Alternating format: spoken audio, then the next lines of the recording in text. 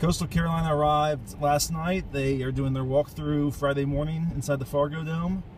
We'll take you there in a second and show you the inside and talk to Coach Moglia and get his thoughts on how practice went this week and how ready his team is for this game. Return to the Fargodome, home of North Dakota State football.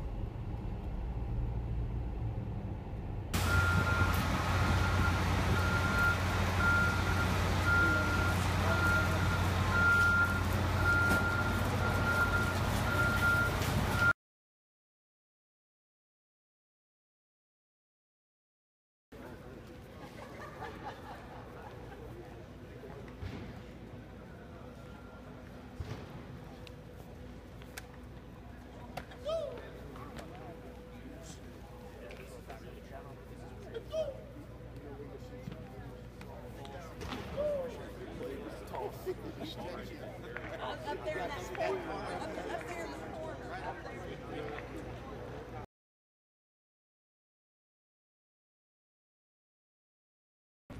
there. Well, we're back in the Fargodome.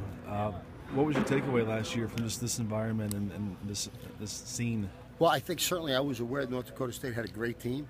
I was aware they've got great fans and they've got a great facility for them to play here. And so what you do is you realize just how significant that is when you're here and you see it live and you see it in person. And the fact that we were here and we've seen it, and a lot of the guys on the team have seen it, gives us a little bit of an edge, because no matter how much you talk about it, no matter how much you see it on TV, it's not quite the same thing as being there. You can't ever simulate this in practice.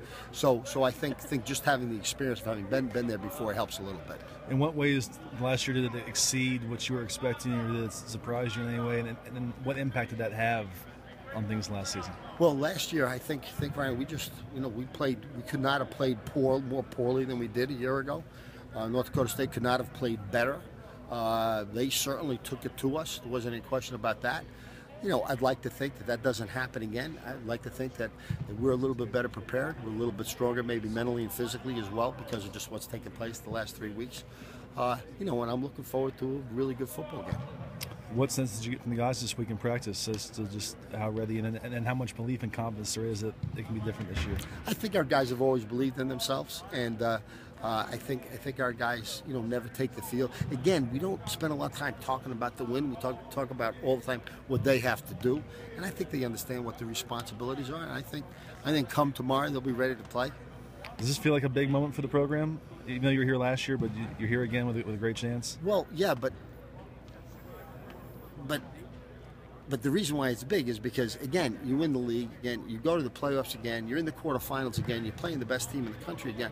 So that's why it's a big deal. But we've had that before. So that this is not new to us necessarily anymore. So, but it's a big deal. It's an important game. Yeah, it's an important game. But we don't go about preparing for the game or handling the game any differently than we do any other game.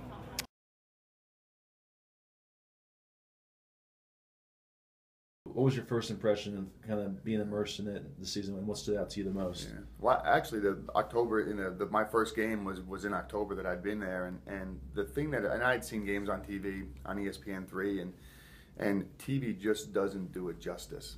Doesn't do justice to the noise level, how rabid our fan base is.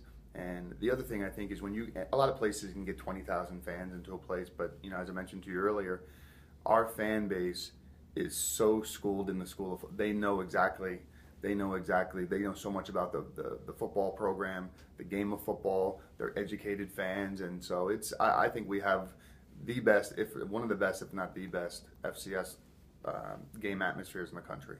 And you mentioned the demand for tickets and season tickets and everything is kind of maxed out.